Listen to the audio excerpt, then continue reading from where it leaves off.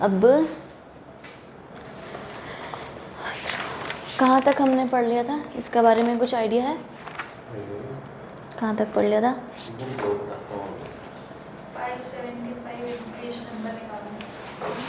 5 नहीं आई है, सबसे नीचे 575 मिस रिप्रेजेंटेशन तो नहीं किया था ना? मिस्टेक वाला कर रहे थे ना?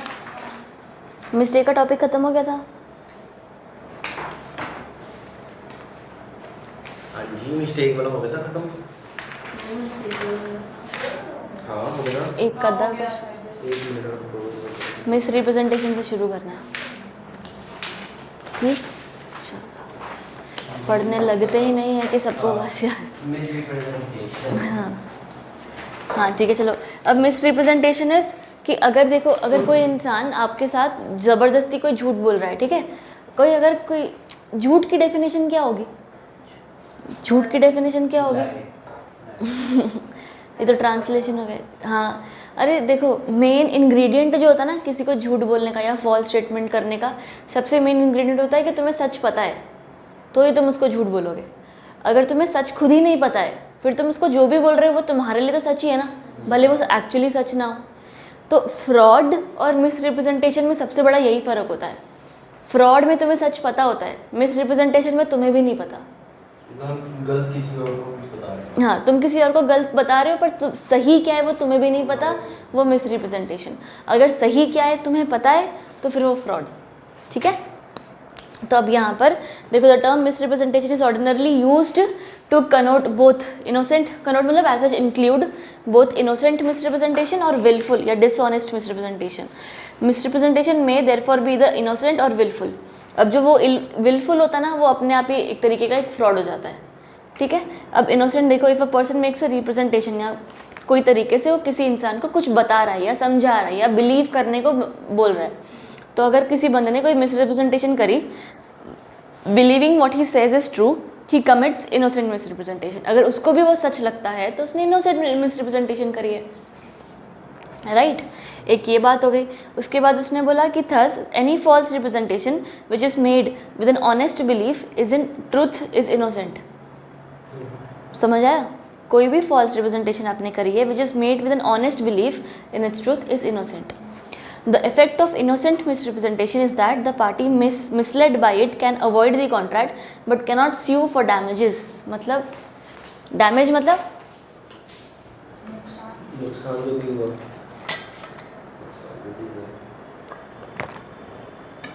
अगर हम मतलब कोर्ट में जाके हम कोर्ट में जा ही सकते हैं।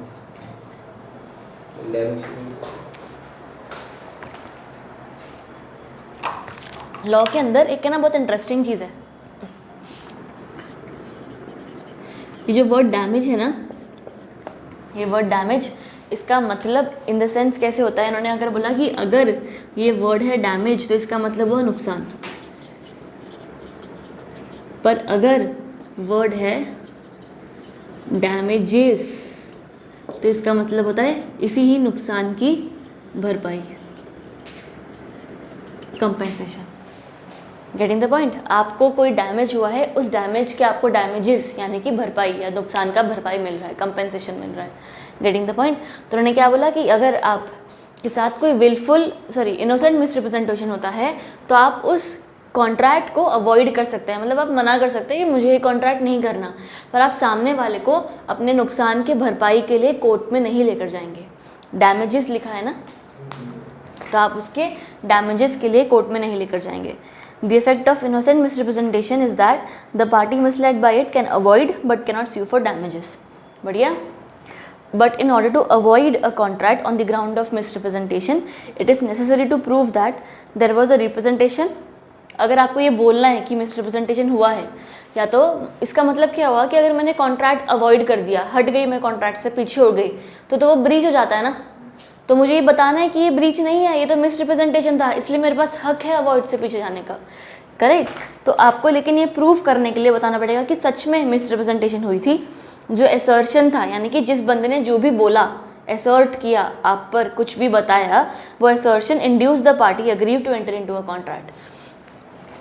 मैं अगर बोल दूं कि भाई ये वाले जो मैंगोज़ है ना, ये मैंगो स्पेसिफिकली हमने गुजरात से मंगवाए हैं, ये मैंगो सबसे बेस्ट क्वालिटी के होते हैं, यही होते हैं मैंगोज़ जो एक्सपोर्ट होते हैं, इससे ज़्यादा अच्छा आपको मिलेगा ही नहीं, ठीक है। तो ये सारा मैंने बोल दिया, ये भले मुझे भी लग रहा था कि सच है, इनोसेंट मिसरिप्रेजेंटेशन मैं कर रही थी, राइट। तो अगर लेटर ऑन तुम्हें पता चलता है कि ये सारी चीज़ें झूठ थी, तो आप उस कॉन्ट्रैक्ट को अवॉइड कर सकते हैं, पर उसके लिए आपको पहले बोलना पड़ेगा कि सच में उसने कुछ मिसरिप्रेजेंट किया था।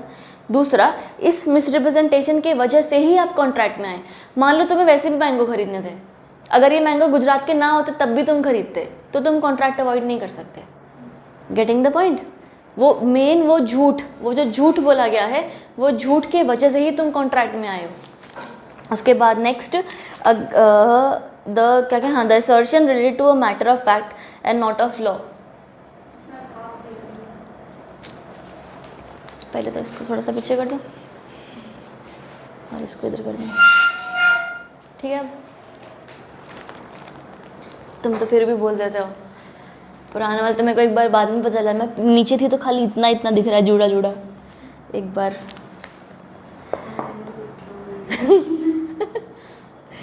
खाली इतना ऊपर का मुंडा दिख रहा है, शक्ल भी नहीं दिख रही है, सिर्फ जुड़ा दिख रहा है, वो भी नहीं कोई बता दे। हाँ चलो, अब कुछ लोगों ने कमेंट भी किया हुआ है कि आपका कैमरे का एंगल ठीक नहीं है। वो भी कमेंट किया कि आपके बोर्ड, कुछ बोर्ड का था कि कुछ ऐसे ज़्यादा दिख रहा है या कम दिख रहा है। मैं इतना अगर चलो एनीवे, तो मैंने थर्ड पॉइंट में बोला the assertion related to a matter of fact and not of law as ignorance of law is no excuse. जो भी असर्शन होगा वो फैक्ट का होना चाहिए, क्योंकि फैक्ट का ही आपको बोल सकते हो कि नहीं पता था।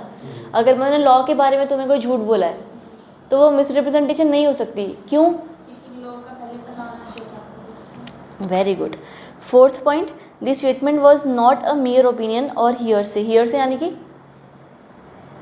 सुना है? हियर से पिक्चरों में सुना हो यार, नहीं सुना?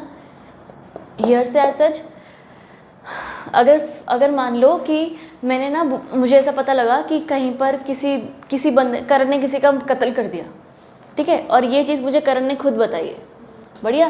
तो ये क्या हुआ, ये मेरे पास फर्स्ट हैंड इन्फॉर्मेशन है, स्ट्रेट फ्रॉम द कल्प्रिट, बढ़िया।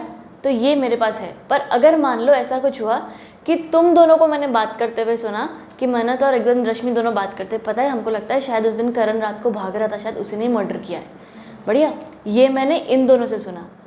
अब अगर जो मैं बोलूँगी ना, ये हियर से होगा। Getting the point? हाँ, किसी और से सुनकर अगर मैंने बोला तो किसी से हियर और मैंने से किया, वो हियर से होता है। ये हियर से बहुत ही गलत तरीके का एविडेंस होता है, इसको कोई वजूद नहीं होता, वाजिब नहीं होता, कुछ भी नहीं होता। Getting the point?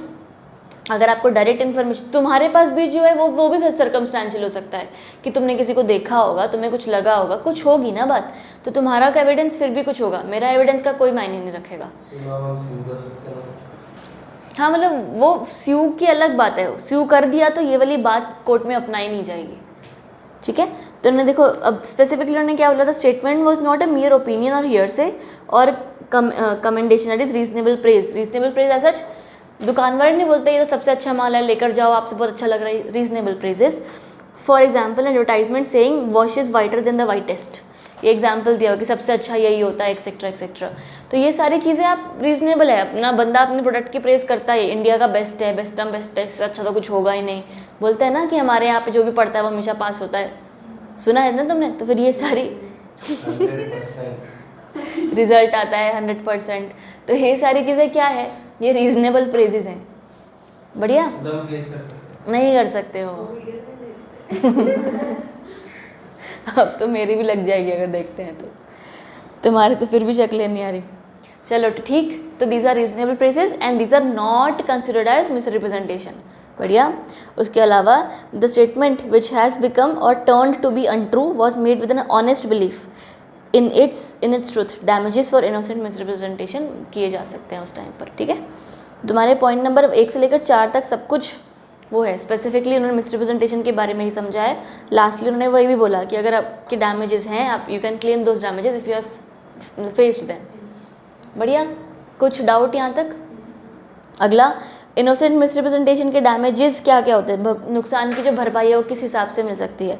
Generally the injured party can only avoid the contract and can not gate damages for innocent misrepresentation. ऊपर तो लिखा था कि कोई डैमेजेस के लिए हो नहीं सकता, डैमेजेस मिलेंगे। वही तो लिखा बाबा, देख पढ़, कि नहीं मिलेंगे डैमेजेस, कि डैमेजेस चढ़ पढ़ पढ़, नीचे की लाइन पढ़ एक बार। जनरली ठीक है, but in the following cases damages are obtainable, मतलब ये एक्सेप्शन हो गया, ठीक है, इन केसेस में मिल सकता है। कब? फ्रॉम अ प्रमोटर और director who makes innocent misrepresentation in a company prospectus inviting the public to subscribe for the shares of the company. आया बहुत समझ? प्रोस्पेक्टस अपने को पता है ना क्या होता है, इनवाइटिंग शेयर्स और ये सब। तो जब आप एज अ कंपनी का डायरेक्टर या कोई मेंबर, कंपनी के आप ऐसे बंदे हो जो आप कंपनी के लिए लोगों से शेयर्स मंगवा रहे हो, ये बहुत ज़्यादा लोगों का बहुत बड़ा इंटरेस्ट ब्रीच होता है अगर ऐसा कुछ होता है तो ये ऐसे कॉन्ट्रैक्ट्स होते हैं जहाँ पर भले अगर आपने गलती से भी झूठ बोला ना तो भी ये पाप है, ये नहीं माफ़ किया जाएगा, ठीक है। तो पहला, प्रोस्पेक्टस में कोई झूठ बोला। दूसरा, agent against an agent who commits a breach of warranty और अथॉरिटी, ये भी सिमिलरली पैरेंट्स पे ही हो जाता है। If you can say this as a person who is working against, नहीं यार मेरे को इसको तुमको बताना पड़ेगा। एक मान लो ये प्रिंसिपल और एजेंट है, ठीक है, हम यहाँ पर स्पेसिफिकली इस प्रिंसिपल की बात नहीं कर रहे हैं, हम इस एजेंट की बात कर रहे हैं जिसने किसी भी प्रोडक्ट या सर्विस, ये कैसा प्रोडक्ट है, किसी प्रोडक्ट या सर्विस के बिहाफ पर कोई गारंटी या वारंटी दी है। जब आप कोई गारंटीज़ या वारंटीज़ देते हो तो वो लाइबल होती हैं कि उसको माना जाएगा, राइट। तुम भले तुम्हें भी नहीं पता होगा कि इस चीज़ की गारंटी है, तुमने गलती से बोल दिया कि हाँ नहीं 4 साल की गारंटी है, ये लो मैं आपको साइन करके देता हूँ, तो फिर वो वाजिब रहेगा डॉक्यूमेंट। पॉइंट समझ में आया? कंपनी को पे ऑफ करना पड़ेगा। वो तो फिर वो case to case basis, company बोल सकती है कि इस पर डाल देगी, कुछ भी कर सकते हैं। वैसे कंपनी को पे ऑफ करना पड़ता है, हाँ, बाइक के बोलते हैं एजेंट की वजह से, हाँ, उसके हेड को, मतलब अगर प्रिंसिपल है तो प्रिंसिपल को, कंपनी का एजेंट है वो कोई सी नहीं, कंपनी का एजेंट ऐसा कंपनी के से जुड़ा हुआ कोई भी बंदा जो कंपनी के बिहाफ पे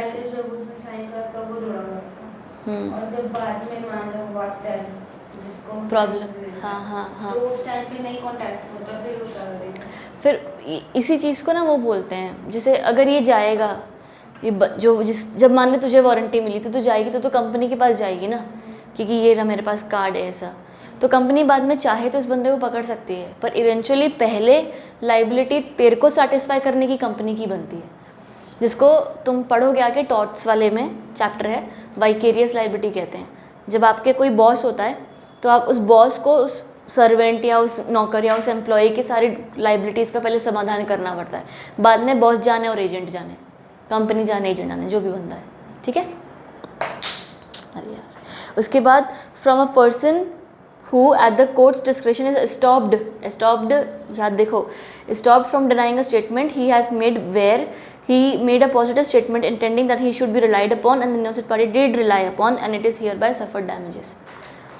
अब ये पूरा सिचुएशन हमने समझ रखा है, बस इंग्लिश इतनी उन्होंने खतरनाक लिखी है कि तुम्हें थोड़ा सा कन्फ्यूजन होगा। बताओ। स्टॉप मतलब मना करना। हाँ, स्टॉपल याद करो क्या था।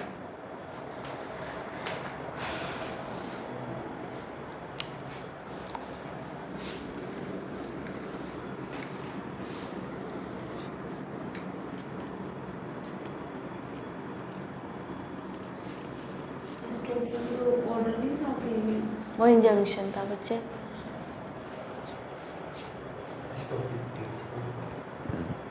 क्या था वो?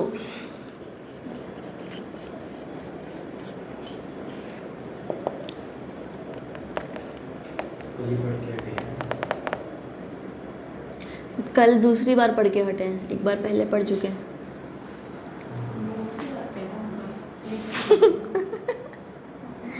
तुम वही पॉइंट है, लिखते नहीं हो ना।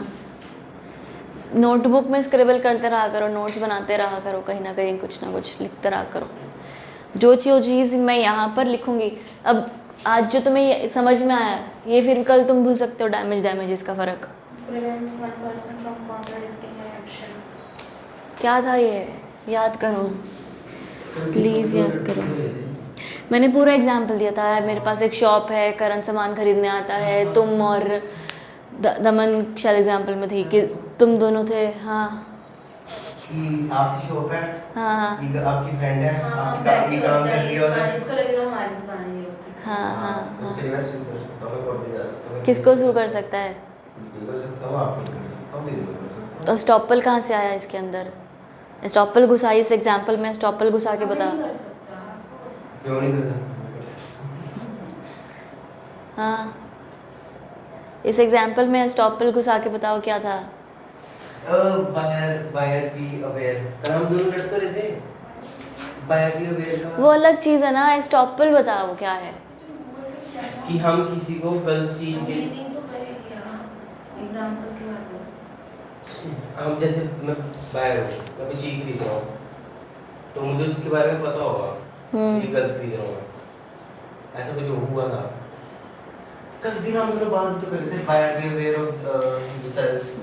वो अलग था, वो आगे आएगा, कैवियर टेम्पटर में आएगा वो, ये अलग चीज़ है।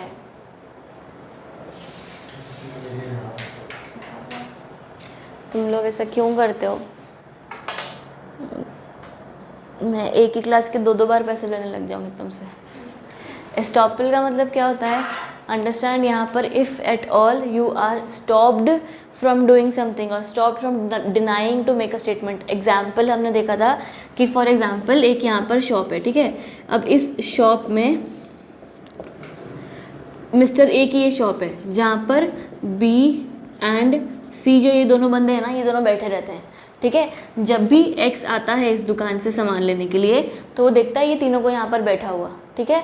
और वो हर बार ऐसा ही करता है कि भाई किसी को भी तीनों में से बोल देता है, कोई भी बंदा सामान पकड़ा देता है। Every time he gets the job done, he goes. बढ़िया, हर बार हर ट्रांजैक्शंस के वजह से एक्स को यही लगता है कि हाँ बी और सी भी इस दुकान के मालिक हैं, जबकि इस दुकान का एक्चुअल मालिक सिर्फ और सिर्फ ये बंदा है, ए बंदा है, ठीक है।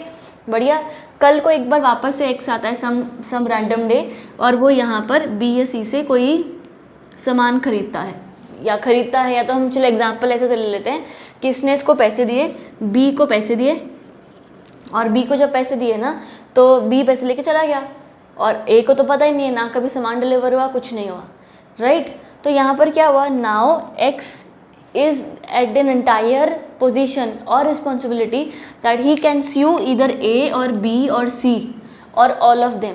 क्यों? क्योंकि ये जो A है ये तो चलो ओनर है बाकायदा, बढ़िया, और ये जो B और C हैं ये दोनों ने X को हमेशा ये भरोसा करने दिया कि हाँ हम भी इस दुकान के मालिक ही हैं, या हमारे पास भी पूरी अथॉरिटी है इस दुकान में काम करने की, राइट। तो अगर एक इंसान किसी दूसरे इंसान को कोई चीज़ पर भरोसा करने देगा, राइट, तो कल को जब वो भरोसा उल्टा पड़ गया ना तो वो स्टॉप नहीं कर सकता है कि अरे नहीं मेरा तो लेना देना ही नहीं है इस दुकान के साथ। Getting the point. मान ले बी या सी ने कुछ, उस टाइम हम लोग ये डिस्कस कर रहे थे कि कुछ मान लो कुछ गलत प्रोडक्ट बेच दिया, या कोई तरीके से उस टाइम वो डिस्कस कर रहे थे कि कोई गलत प्रोडक्ट बेच दिया या तो एक्सपायर्ड प्रोडक्ट बेच दिया या नकली जाली प्रोडक्ट बेच दिया, whatever, of which X had no right और no way to determine. X के पास कोई तरीका नहीं था पहचानने का उस चीज़ को, राइट। तो यहाँ पर भी अगर एक्स को क्लेम करना है, का केस करना है, तो ए बी सी सब पे कर सकता है, ठीक है। इधर हम स्पेसिफिकली ये बोलेंगे कि now B and C are stopped from denying their responsibility. आप इनको रोक देते हो कि अब तुम अपनी रिस्पॉन्सिबिलिटी डिनाई नहीं कर सकते हो, ठीक है। पॉइंट समझ में आ गया। अब यहाँ पर भी मिसरिप्रेजेंटेशन थी। इनको लगता था, मान लो अगर इनको ऐसा लगता है कि एक्स जो है वो कब से यहाँ से दुकान से सामान ले रहा है, इसको क्यों ऐसा लग गया कि बी और सी इसके मालिक हैं।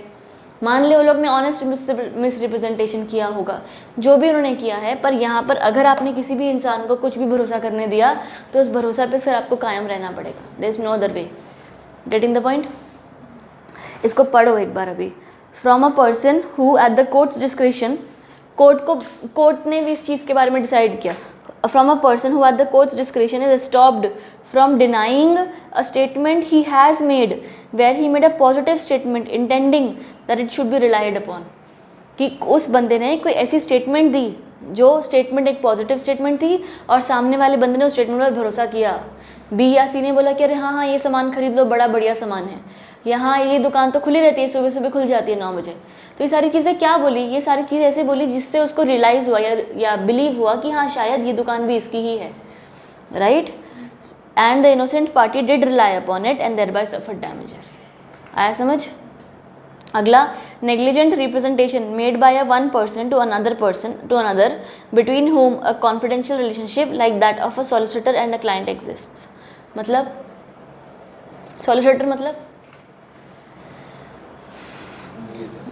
बताया था ना ये भी कल, कि गलत कोई चीज़ बताई है एक पर्सन ने दूसरे को। सॉलिसिटर मतलब कुछ तो था।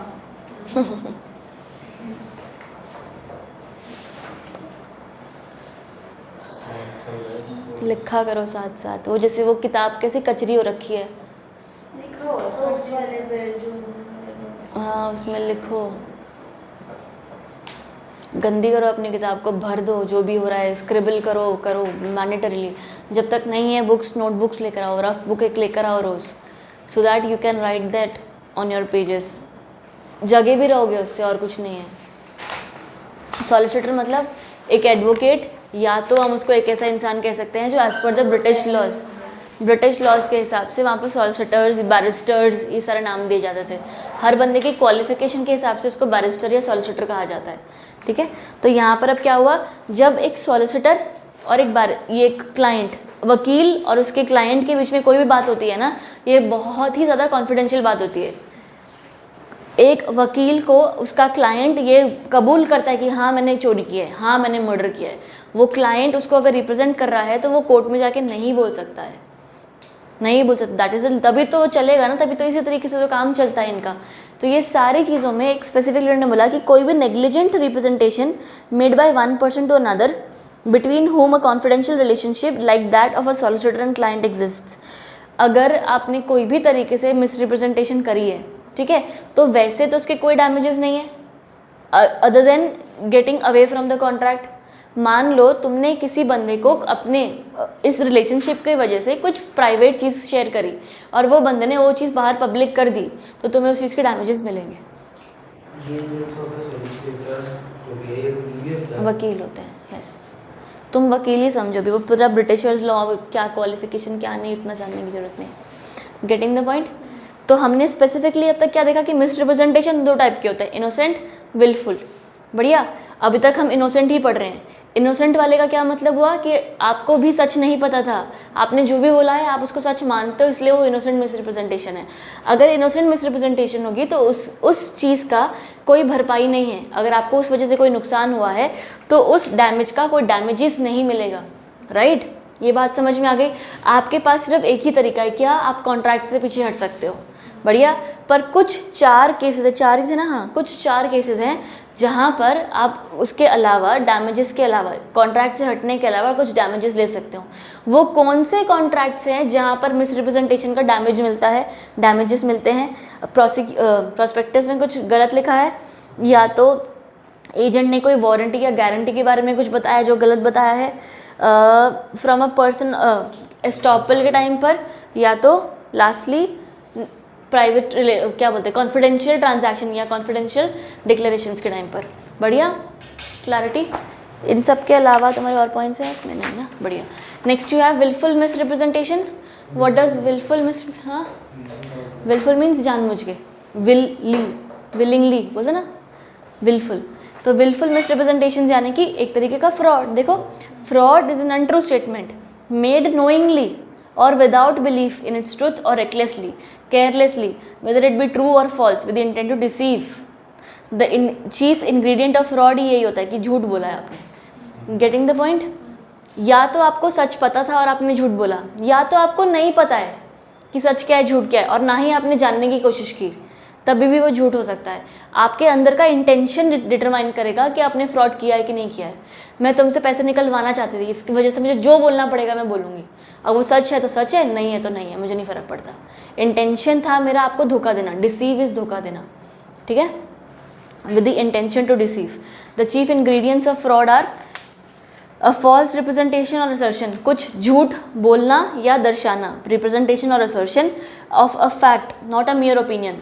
मुझे लगता है ये गाड़ी बहुत अच्छी है, ये ओपिनियन हुआ। मुझे पता है ये गाड़ी से बेटर और कोई गाड़ी दुनिया में नहीं है, ये भी क्या हुआ, वो प्रेज हुआ, रीजनेबल प्रेज हुआ। पर यही गाड़ी है जो शिमला जा सकती है और कोई गाड़ी को अलाउड नहीं है वहाँ पर जाना, ये फैक्ट हुआ, राइट। अगर मैंने कोई फैक्ट का झूठ बोला है तो ही वो फ्रॉड होगा, ठीक है। अगला, made with the intention that it should be acted upon. मैंने वो झूठ बोला ही इसलिए है ताकि आप उस पर विश्वास करो और उस वजह से आप मेरे साथ कॉन्ट्रैक्ट करो।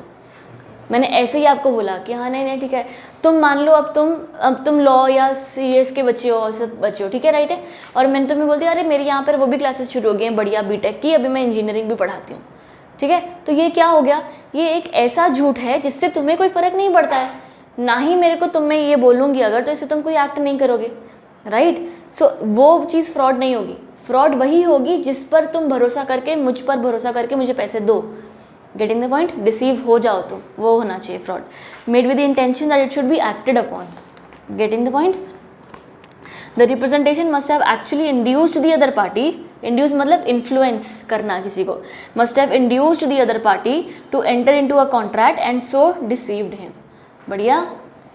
अगला, the party deceived must thereby be indemnified. Indemnified भी याद होगा, नहीं याद नहीं, इंडेमनीफाइड मतलब क्या, वैलिडिटी खत्म, हाँ एक लॉ ऑफ इंडेमनिटी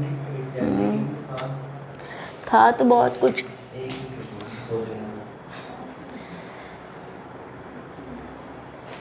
पढ़ो पढ़ो घर जाके। The party deceived must thereby be indemnified for there is no fraud without damages.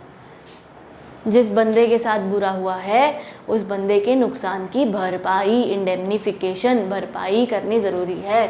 आपने मेरे घर पे कोई सामान रखा जिस वजह से मेरे घर पे कोई नुकसान हो गया, उस नुकसान की आप भरपाई करोगे। कुछ एग्जाम्पल, एक तरीके के डैमेजेस बोल सकते हो, कंपेंसेशन, यस, भरपाई। बढ़िया। Compensation is a different thing, indemnification is a different thing. क्यों? क्योंकि डैमेजेस में हम यूजुअली ऐसा करते हैं कि आपको कोई एक्टिविटी की वजह से लॉस हुआ है। इंडेमनिफिकेशन हो सकता है कि मैंने जानबूझ के ना भी किया हो फिर भी आपको हो गया।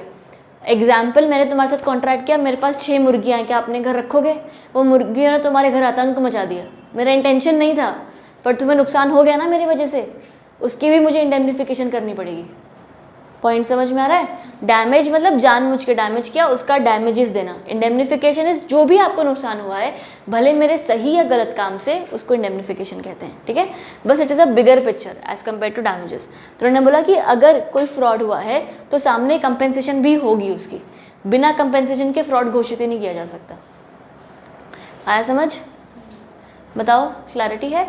Next what you have, the statement must have been made either with the knowledge that it was false or without belief in its truth or recklessly or without caring whether it was true or false. caring क्या होता है? caring होता है, caring होता है, caring। बढ़िया।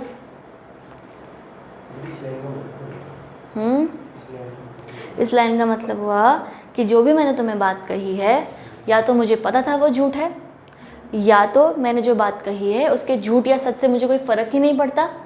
Recklessly, देख बोला ना, वेदर इट वॉज इधर with the knowledge that it was false और without belief in its truth, या तो मुझे उसके सच होने पर कुछ विश्वास तो सही नहीं है, मुझे नहीं पता ये झूठ है या नहीं है, पर मुझे ये लगता है कि ये सच नहीं होगा।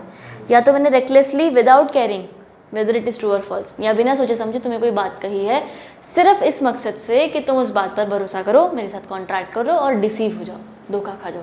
डिसीव इज धोखा, वो फ्रॉड होता है। यही सेम चीज़ यहाँ पे फ्रॉड है, पीछे मिसरिप्रेजेंटेशन नहीं, यही था, यही चीज़ था, ऊपर की लाइन में लिखा था ये, यही सेम चीज़ ऊपर ही लिखी है, देख। इन्होंने ख़त्म भी उसी पॉइंट पर किया, शुरू भी उसी पॉइंट पर किया है। गुम गया ना? मैं यहाँ पढ़ रहा हूँ मिसरिप्रेजेंटेशन में, विलफुल में बच्चे गुम गए। इनोसेंट इंग्लिश में लिखो मिसरिप्रेजेंटेशन, नॉट जानबूझकर। पहले भरपाई लिखा, फिर आने वाला नॉट जानबूझकर। हाँ, इनोसेंट मिसरिप्रेजेंटेशन में भी ये था कि किसी बंदे ने पता नहीं था हाँ, बट रिप्रेजेंटेशन कर दिया और कॉन्ट्रैक्ट में आ गया। हाँ, ये था। उसको पता नहीं था, जो उसको पता नहीं था उसको लगता था कि वो सच बोल रहा है। यहाँ पर उसको ये भी नहीं पता है कि मैं सच बोल रहा हूँ या झूठ बोल रहा हूँ। और उसको फर्क में इंटेंशन का फ़र्क है। हाँ, इंटेंशन का फ़र्क है कि मैं अगर तुम्हें कुछ बोल रही हूँ कि भाई ऐसा कर लो ये हो जाएगा, तो मुझे लगता है इसलिए मैंने बोला, मेरी गलती हो सकती है वहाँ पर, मैं इनोसेंटली मिसरिप्रेजेंटेशन कर सकती हूँ। विलफुल वाले में होगा कि मुझे पता है ऐसा नहीं होता है, पर मैंने तुझे बोल दिया नहीं, नहीं कर ले हो जाएगा हो जाएगा, ये विलफुल होता है। या तो मुझे नहीं पता है, ना ही मैंने जानने की कोशिश की, मुझे चाहिए बस तेरे पैसे आ जाए मेरे पास, तो इसकी ये damage willful। की भरपाई होगी। हाँ, ठीक है। इसके डैमेजेस की भरपाई नहीं, इसके डैमेज की भरपाई होगी। डैमेजेस का मतलब ही भरपाई होता है, ठीक है।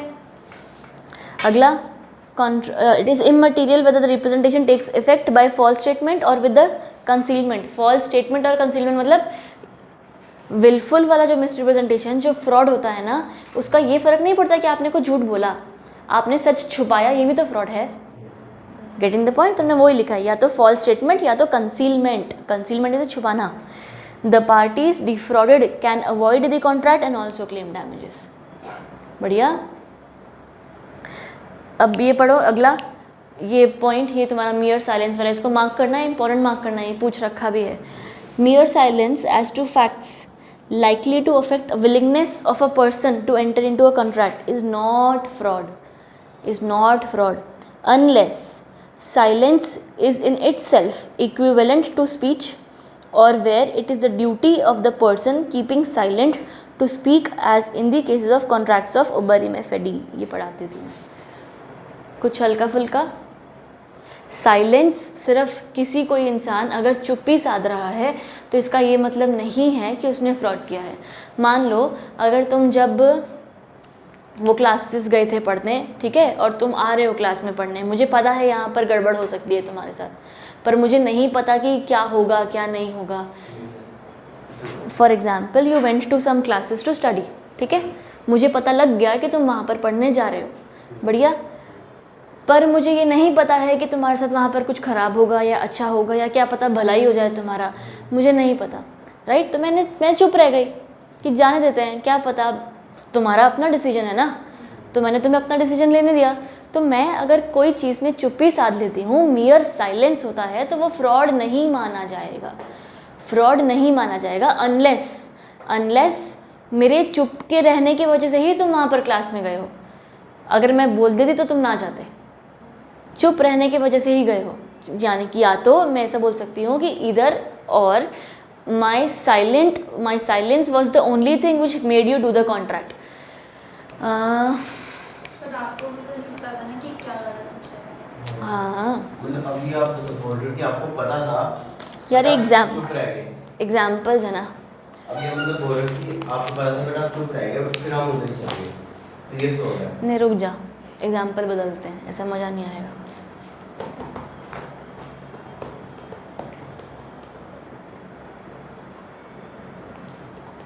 If for example I go two by ये मैं वो केटल, तुमको पता है जिसमें पानी वानी गर्म होता है ना, तो मैं गई केटल ख़रीदने के लिए, ठीक है।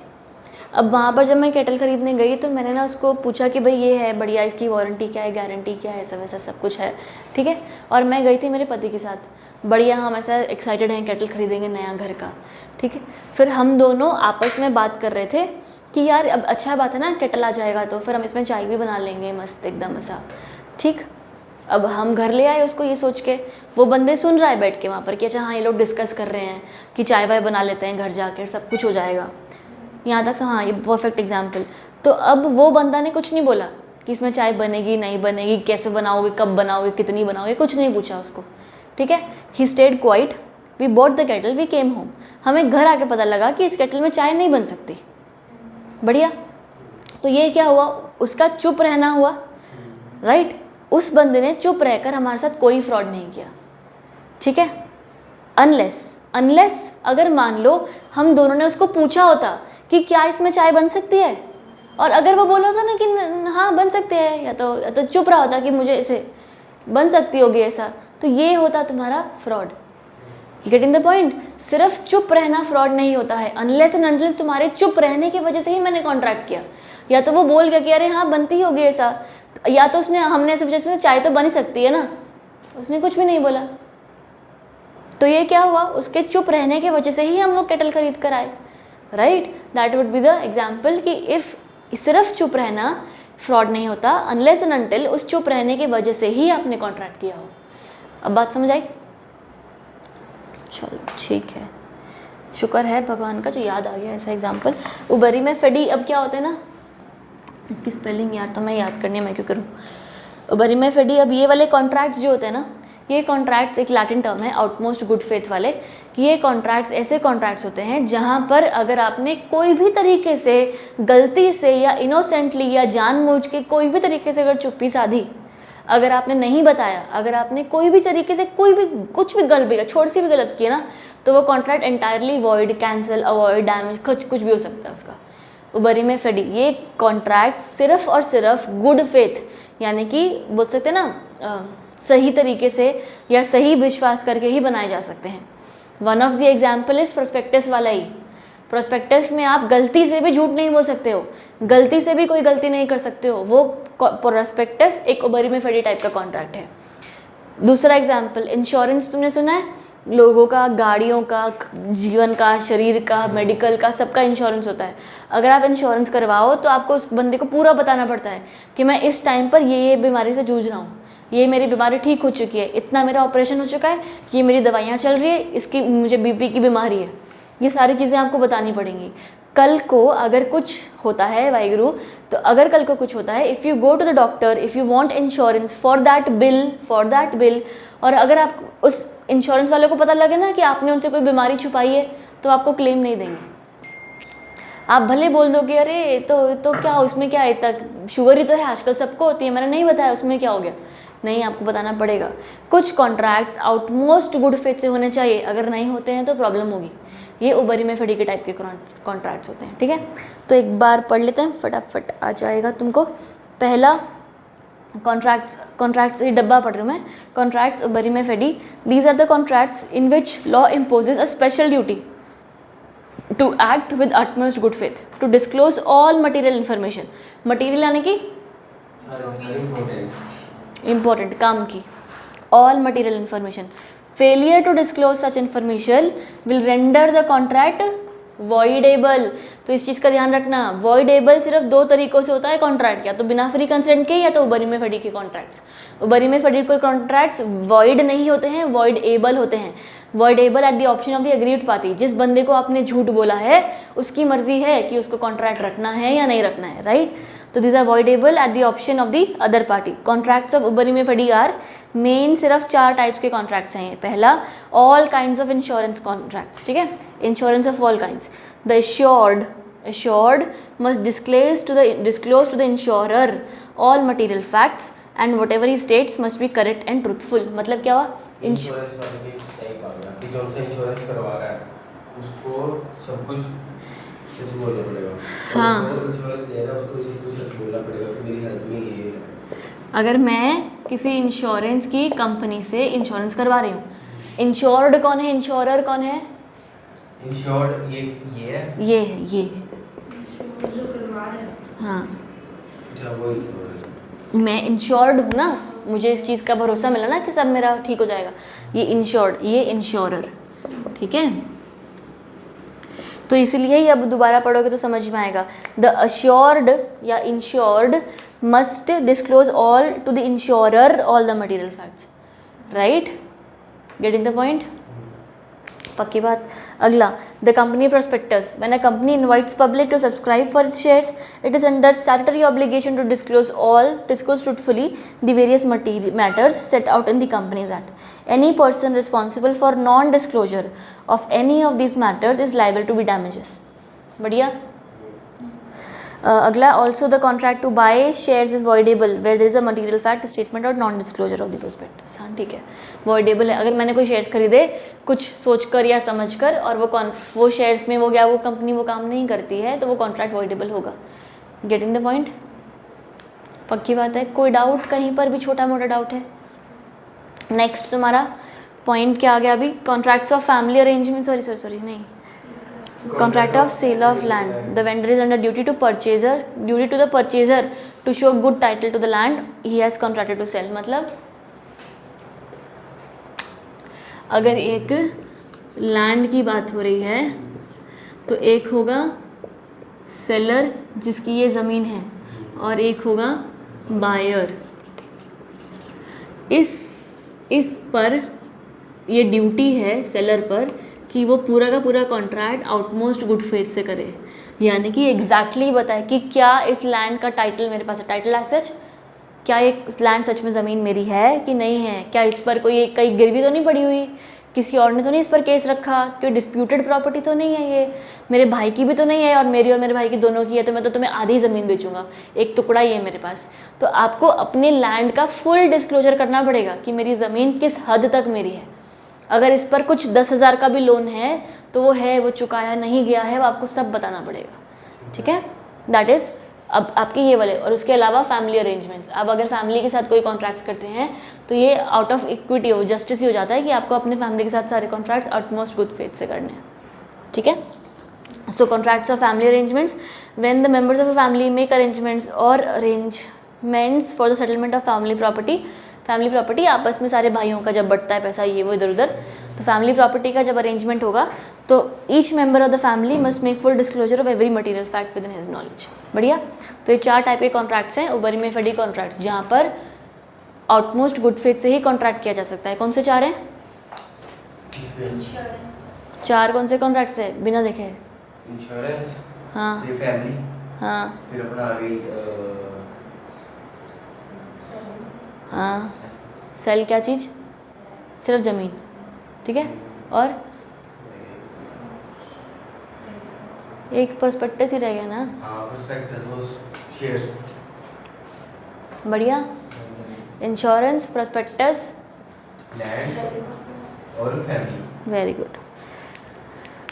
क्लैरिटी? कोई डाउट? शाबाश।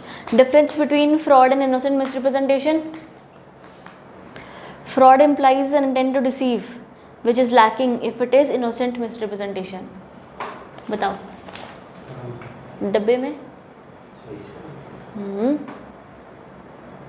फ्रॉड में जो इंटेंशन होता है उसका नुकसान करना होता है, और इनोसेंट मिसरिप्रेजेंटेशन में उसको भी नहीं पता होता कि वो गलत बोल रहा है। तो नुकसान करने का कोई भी इंटेंशन नहीं होता। विच इज़ लैकिंग यानी कि it is not there in case of innocent misrepresentation. अगला, in case of misrepresentation and fraudulent silence, यानी कि फ्रॉड ही हो गया, the defendant can take a good plea that the plaintiff had the means of discovering the truth with ordinary diligence. This argument is not available if there is fraud. आया समझ? अगर मैंने कोई इनोसेंट मिसरिप्रेजेंटेशन किया है, ठीक है, तो भी ना ये केस टू केस बेसिस चीज़ है। ये चीज़ कहीं पर भी आप एग्जैक्ट डिफरेंस के पॉइंट में भी नहीं बोल सकते हो। यहाँ पर क्या है, मान लो अगर मैंने किसी बंदे से कोई गलती से झूठ बोल दिया कि भाई ये कॉन्ट्रैक्ट मेरे को आपके साथ करना है या मैं आपको बेच रही हूँ, मुझे नहीं पता था, या तो मैंने तुम्हें बोल दिया कि अब जैसे कि नहीं तुम ऐसा करो, तुम ये कोर्स मत करो, यही कोर्स करो, इस कोर्स की यहाँ पर जानकारी है वहाँ पर नहीं है, या मैंने तुम्हें कुछ भी इन्फॉर्मेशन दे दी, मैंने इनोसेंटली दी, ठीक है। तो कल को अगर तुम मुझ पर केस करते हो कि आपके वजह से मेरा करियर खराब हो गया है कि पागल हो रहा था, ऐसे सब तुमने अगर बोल दिया कहीं पर, तो मैं एक चीज़, एक हल्का डिफेंस ये ले सकती हूँ क्या, कि तुम भी तो सर्च कर सकते थे, तुम्हारा खुद का करियर था ना, तो क्यों नहीं किया। ये एक इनोसेंट प्ली, एक डिफेंस मैकेनिज्म हो सकता है if in case there is an innocent misrepresentation. अगर मैंने बोला ही फ्रॉड है, चाहा ही ये था कि तुमको ये भरोसा हो जाए और तुमको मैं धोखा दे दूँ, तो फिर मैं इनोसेंट मिसरिप्रेजेंटेशन के खिलाफ कुछ नहीं कर सकती, मतलब ये डिफेंस नहीं ले सकती। क्या चीज़ का? अगर आप कभी यही बोल रहे हो कि हाँ बात तेरी सही है, बस ये है कि मुझे कितनी कड़ी सज़ा मिलनी चाहिए। अगर मैंने मेरा इंटेंशन वही तो होता है ना, मर्डर में भी तो यही होता है कि मर्डर इज़ कि अगर आपका क्या इंटेंशन टू किल था, अगर नहीं था तो मर्डर नहीं है, भले बंदा मर गया। सेल्फ डिफेंस में भी आप किसी को मर्डर कर सकते हो। हाँ, तो ये इंटेंशन टू किल वाला हो ना, वही इंटेंशन टू फ्रॉड, सारा कुछ यही है। मर्डर क्यों होता है? हो सकता आपको है। मर्डर थोड़ी ना। नहीं, पहली गोली ऊपर, दूसरी गोली सीधा उधर पट गई। क्यों मान लो कुछ अरे भी हो रहा है, लड़ाई वगैरह या कुछ भी, सेल्फ डिफेंस में किसी गलती से लग भी सकते हैं, आप धक्का दे दे क्या पता किसी का काम बच जाए। गोली वगैरह लगी तब ठीक है, वो दूर से मारा, पैर भी मार दी, सर पे भी मार सकते हैं, सेल्फ डिफेंस में नहीं है। वो पूरा केस टू केस बेसिस होती है, केस टू केस बेसिस होती है सारा कुछ, हर जगह पर केस है कि अगर आप क्या बोल रहे हो, किस हिसाब से बोल रहे हो, किस नहीं, वो पूरा केस घूम सकता है हर चीज़ में। कभी तुम्हारा एक आधा लेक्चर कराऊंगी मैं फिर गगनपति के साथ, वो बताएगा, पागल कर देगा वो तो।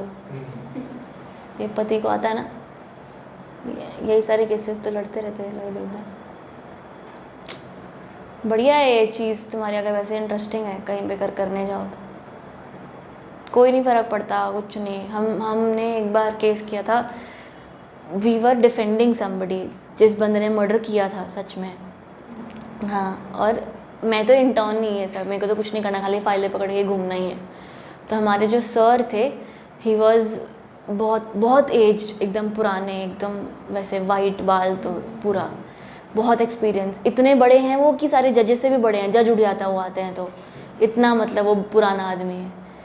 तो वो किसी मर्डरर को डिफेंड कर रहे हैं जब, तो वो मर्डरर ने ना कुछ मार मुर के उसका ATM कार्ड लेकर स्वाइप कर लिया, पैसे निकलवा लिए। तो वो बंदा उसको यही बोल रहा है, जो हमारा सर है, वो हमको उसको क्या बोल रहा है, मार दिया ठीक है, तो ATM क्यों लिया उसका, ऐसा मतलब बहुत छोटी बात है ये कि मार दिया ठीक है, तो ATM ना लेता तो पकड़ा तो ना जाता, कैमरे में आ गया देख पागल, ऐसा। तो ये बहुत अलग चीज़ है ये। अब यहाँ पर आप क्या डिफेंड करोगे, कैसे डिफेंड करोगे, बस यही है। सो एवरीथिंग, अगर कहीं पर कोई चीज़ कोर्ट में जा रही है ना, तो यू नेवर नो कि क्या होगा क्या नहीं होगा। सेल्फ डिफेंस में ऐसा होता है, विदाउट वेपन अगर हुआ हो कुछ भी तो देखो कैसे मर्डर ही पता, माना कौन जाएगा। कहाँ लिखा है ये केस कोर्ट, मेरे को वो बता सेक्शन बता, कहाँ लिखा है लॉ में। Actually, this is about- ऐसे नहीं होता ना, मैं वही तो कह रही हूँ, जो तू बोल रहा है वो कहीं सुनी बोली बातें और एक्सपीरियंस की हुई बातें हैं, राइट। ये वो वाली बातें हैं, पर ऐसा लिखा कहाँ है। अगर मान ले मैं तेरे अपोजिट की वकील हुई, मैं बात घुमा दूँ तो क्या कर लेगा। हाँ, तो फिर वही तो मैं बोल रही हूँ ना, हर जगह पर you have to know the law, you don't have to know the advocate, the talks, the experiences, the act done, you have to know the law. तुम्हारा एक ही काम है, तुम्हें कानून जानना है। कानून में ये भी लिखा कि वेस्ट के नीचे अगर मारेंगे तो कोई बच्चा नहीं होगा। सेल्फ डिफेंस में मारना चाहिए। वो बंदा, अगर मैंने बोल दिया वो बंदा बहुत बड़ा फुटबॉल का प्लेयर था, वो दुनिया को रिप्रेजेंट करने वाला था, तो उन्हें मार दिया, उसकी रोजी रोटी चली गई, चल अब हो जाएगा पर्चा। मुझे कुछ नहीं पता। देखा, वो घूम जाता ना बंदा, सारा कुछ ऐसे केस घूम जाता है। चलो एनीवे, कहाँ थे हम डिफरेंस फर्स्ट पॉइंट डन है, lacking innocent mister, second point done था। थर्ड में हाँ, थर्ड पे, if in misrepresentation the plaintiff can avoid और रिसाइंड द कॉन्ट्रैक्ट, है ना, और इन प्लेंट और फ्रॉड में क्लेम डैमेजेस एज वेल। सही, ये तो अब तक हम समझ चुके हैं। जो कंप्लेन कर रहा है, कोर्ट में कंप्लेन करने वाला प्लेंटिफ के सामने जो बंदा होगा वो डिफेंडेंट, ठीक है। प्लेंटिफ, कंप्लेनेंट, प्रोसिक्यूटर सब सेम है, ठीक है। वन हु इज कंप्लेनिंग और one who is the victim. अगला, next you have, if there is fraud it may lead to prosecution, prosecution यानी कि केस करना, prosecution for an offence of cheating under the IPC। इसमें IPC, इसमें भी IPC, तुम्हारे में भी IPC लिखा है, भारतीय न्याय संहिता नहीं लिखा। इंडियन पीनल कोड, हाँ, पेनल कोड वही लिखा है, होता है। लॉ है जिसमें तो बोल रहा ना ऐसा हो जाता है, पर्चा हो जाता है, वो इसी लॉ में लिखा होता है। तो if there is any fraud, तो अगर आपके ऊपर चीटिंग का केस किया जा सकता है under this law code, Indian penal code. बढ़िया, कितना पढ़ना है अभी तो कम से कम आधा घंटा और है। शुरू होने वाला टाइम का कुछ नहीं हिसाब किताब। शुरू जाए 5:55 पे हो, खत्म 6 बजे। अच्छा, कोवर्जन बताओ क्या होता है कोवर्जन। बढ़िया, तो बस मार्क कर लो फर्स्ट 3 लाइन्स। कोवर्जन माने एज डिफाइंड इन 15, कमिटिंग और threatening to commit any act. पढ़ो ध्यान से, कमिटिंग और threatening to commit any act forbidden by the Indian penal code, और अनलॉफुल डिटेनिंग और threatening to detain any property to the prejudice of any person whatever with the intention of causing any person to enter into an agreement, best bracket close. ये जो धक्का था इसने इतना बड़े धक्के धक्के करके 3 लाइन लिख दिए, आए इसको समझ के धक्के से समझेंगे अभी। बताओ क्या समझ आया? कितना आसान सी बात थी, अचानक से कोर्जन मुश्किल कर दिया उन्होंने।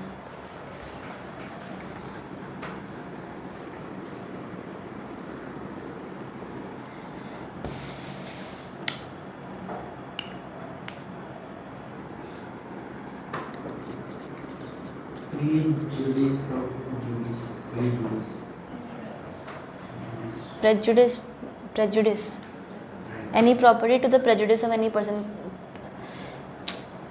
इसको मैं देखो कैसे समझाऊँ, जैसे भावना समझिए कि तेरे मर्जी के बिना या तेरे चाहने के बिना तुझसे अगर कुछ छीन लिया जाए, वैसा प्रेजुडिस होता है। अब कोवर्जन में देखो पहला क्या बोला, कमिटिंग, आपने कोई एक्ट कमिट किया, किसी को थप्पड़ मार दिया, किसी को बंदूक से वो कर दिया, पैर पे मार दी गोली, आपने कोई एक्ट किया, मुक्का मार दिया, चाकू घोंप दिया, ये सब क्या है, ये आपने कोई एक्ट कमिट किया, ठीक है। या तो आपने कमिट नहीं किया पर आपने सिर्फ इसको थ्रेटन किया कि मैं कमिट कर दूंगी, ठीक है। बंदूक सामने रखी, चाकू सामने रखा, कॉलर पकड़ के मुक्का कैसे बोला हुआ है कि मैं मार दूंगा, ये सब क्या है, ये थ्रेटनिंग टू कमिट है, ठीक है। तो ये ऐसे एक्ट्स, या तो कोई ऐसा एक्ट कमिट करना या तो कोई एक्ट कमिट करने के लिए डराना जो एक्ट अनलॉफुल है, ठीक है। ऐसे थोड़ी बोल रहे कि अगर तूने मेरा ये काम नहीं किया ना तो मैं तेरा होमवर्क कर दूंगी, ये क्या है, ये थोड़ी कोर्जन है। हाँ, तब कैसे कोर्जन होगा, लॉफुल क्या होगा, लॉफुल में कोई क्यों डरेगा। मेरे पास क्या हाँ, तो ये बंदूक ये क्या है, ये बंदूक अनलॉफुल हो गई ना। जो एक्ट हम तुमसे करवा रहे हैं वो लॉफुल हो सकता है, पर जिस तरीके से करवा रहे हैं वो तरीका अनलॉफुल है, ठीक है। तो कोवर्जन मीन्स आपके खिलाफ मैंने कोई एक्ट कमिट किया, या तो वो कमिट करने का आपको डराया जो अनलॉफुल एक्ट है, उसके अलावा देखो इस चीज़ को अलग अलग करो, और any act forbidden by the IPC, और अनलॉफुल डिटेनिंग। अनलॉफुल डिटेनिंग मतलब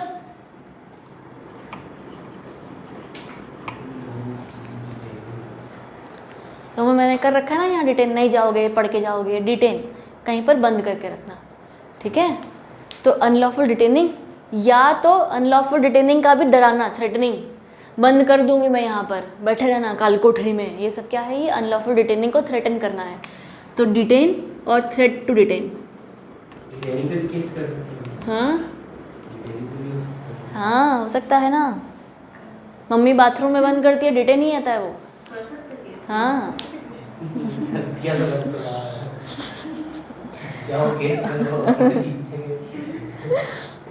हाँ, डिटेनिंग में कोई टाइम लिमिट भी नहीं है। ऐसा नहीं है कि आपको 5 मिनट के लिए डिटेन होना पड़ेगा, आप अगर 2 सेकंड 1 मिनट भी डिटेन हुए हैं कहीं पर अपनी मर्जी के खिलाफ, वो डिटेन ही होता है। हमारी मर्जी है, बस हैं, हमारी मर्जी है बंद होना, नहीं तो कोर्ट में बताना। कुछ और ही बोल रहा है, खुद ही भूल गया। तो देखो कोवर्जन मतलब क्या होगा, कमिटिंग और threatening to commit an act forbidden by the IPC, or unlawful detaining or threatening to detain any property to the prejudice of any person whatever with the intention of causing such person to enter into an agreement। तो आप अगर detain या threaten to detain कर रहे हो, किस चीज़ को, कोई भी चीज़ हो सकती है, या तो पर्सन को खुद को, या तो पर्सन की कोई प्रॉपर्टी को। आजकल तुम्हारे लिए तुमसे ज़्यादा ज़रूरी क्या है, तुम्हारा फ़ोन है। बंदा गिर जाएगा तो पहले ये देखेगा कि फ़ोन तो ठीक है ना, क्रैक तो नहीं आया, घुटना तो क्या है, टूटा तो टूटा, ठीक हो जाएगा। ये सारी चीज़ें क्या हैं, ये प्रॉपर्टी हैं, करेक्ट। तो अगर मैं आपकी प्रॉपर्टी जब्त कर लूँ तभी भी मैं आपसे कोई कॉन्ट्रैक्ट करवा सकती हूँ। मैंने फ़ोन लेके जेब में डाल दिया तुम्हारा, करो ये कॉन्ट्रैक्ट पर साइन, नहीं तो नहीं मिलेगा, ये भी प्रॉपर्टी हो गई। प्रॉपर्टी तुम्हारा घर हो सकता है, मैं तुम्हारे घर में घुस के बैठी हूँ, मैं नहीं जाऊँगी यहाँ से जब तक तुम साइन नहीं करते, लगाओ क्या कर लोगे, ये क्या है, ये सारी प्रॉपर्टी है।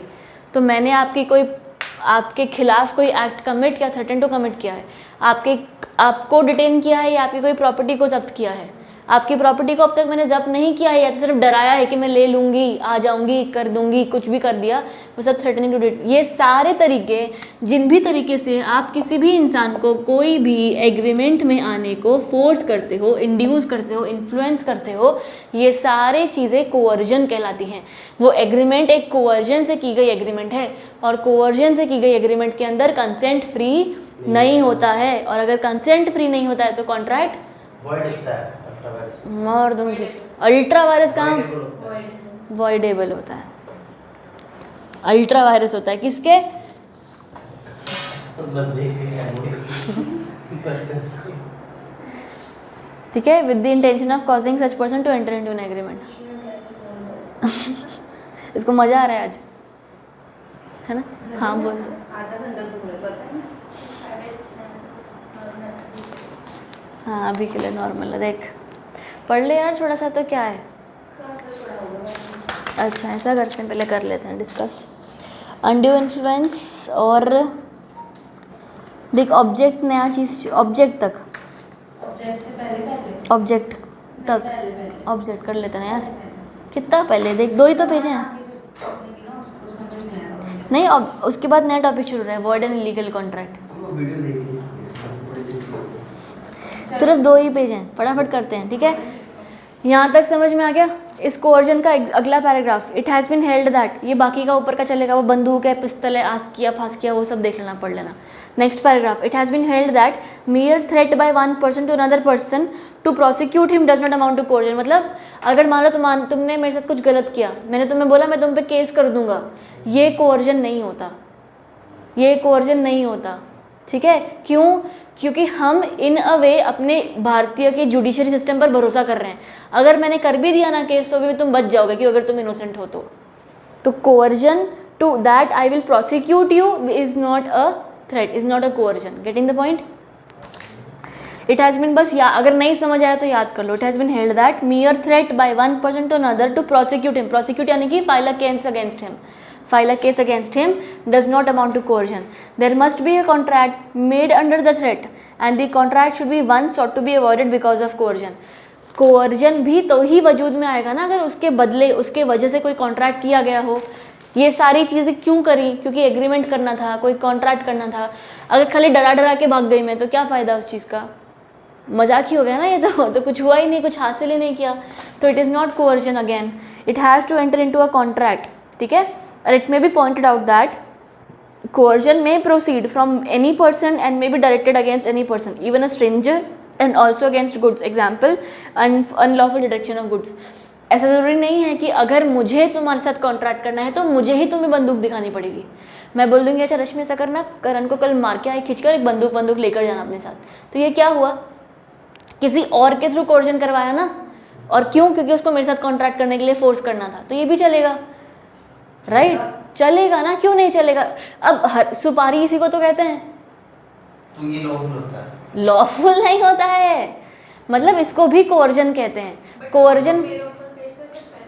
हाँ हाँ, you assisted me in the crime ना। हाँ आप बोलते डरा तुम काफी भाग जा तो कोर्जन, तो कोवर्जन नहीं है, क्योंकि फिर वो तो अलग चीज़ है ना, वो तो थ्रेट, असॉल्ट, ये सब चीज़ है।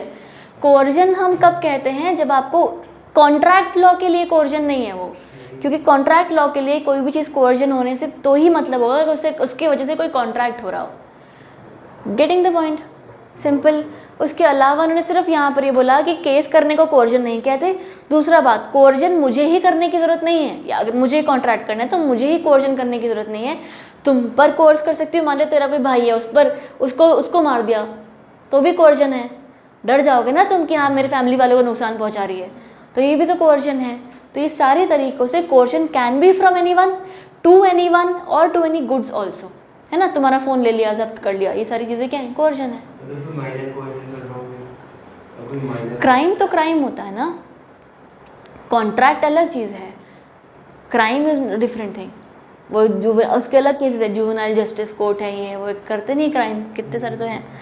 चलो ठीक है, यहाँ तक। अनड्यू इन्फ्लुएंस क्या होता था? गलत बता रहे हो। नहीं, किसी इन्फ्लुएंस आप बोल रहे थे। बोलती तो मैं ये बहुत आपने वो बोला नहीं था क्या पढ़ाने वाला कुछ एग्जाम क्या नाम नहीं ले सकता आपसे इन्फ्लुएंस होकर हम कहीं और चल गए हाँ हाँ वो ठीक है। आपने बोल दिया कि वो अच्छा पढ़ाते हैं उधर चले जाओ। हाँ अंडू इन्फ्लुएंस हो गया ये? हाँ ये तो मिसरिप्रेजेंटेशन हुई ना। अंडू आपसे इन्फ्लुएंस आपने वो बोला था एक मैडम है पढ़ा रही है और स्कूल में भी हाँ हाँ फिर ट्यूशन आ रही है हाँ हाँ हाँ हाँ इन्फ्लुएंस हो रहे हैं बच्चे माँ बाप को भरनी ही पड़ रही है फीस हाँ। याद आया? हाँ, पर उसमें ये भी था ना कि मतलब कि वो टीचर्स जो है वो धक्के से बुला रहे हैं काइंड ऑफ, तो फीस दे या ना दे उसको हाँ उससे फर्क वो वॉइडेबल हो जाएगा। Voidable। तो ये हम वही पढ़ रहे हैं ना, फ्री कंसेंट वाला ही पढ़ रहे हैं, वॉइडेबल हो जाएगा। हम कब से वही पढ़ रहे हैं पता है ना, फ्री कंसेंट का टॉपिक, मिस्टेक सारा। तो अनड्यू इन्फ्लुएंस में first paragraph, a contract is said to be produced by undue influence where the relation subsisting between the parties are such that, दोनों के बीच में कुछ रिलेशन होना चाहिए, दोनों एक दूसरे को नहीं जानते तो कोई अनड्यू इन्फ्लुएंस आप साबित नहीं कर पाओगे। There is a relation between the parties and वो रिलेशन ऐसा है कि one party is in a position to dominate the will of the other. Teacher one teacher dominate है, पेरेंट वो है, टीचर डोमिनेट है। One party is in a position to dominate the will of the other, दूसरे बंदे की मर्जी को मैं डोमिनेट कर सकती हूँ, ठीक है, और the other end uses that position to obtain unfair advantage. बढ़िया। अगला, the element of undue influence are, elements यानी कि क्या क्या चीज़ें ज़रूरी हैं अगर अनड्यू इन्फ्लुएंस साबित करना है तो। पहला पॉइंट, डोमिनेंट पोजीशन ज़रूरी है, it is use to obtain unfair advantage ज़रूरी है, उस पोजीशन का फ़ायदा उठा के मैंने कुछ अपना फ़ायदा लेने की कोशिश की।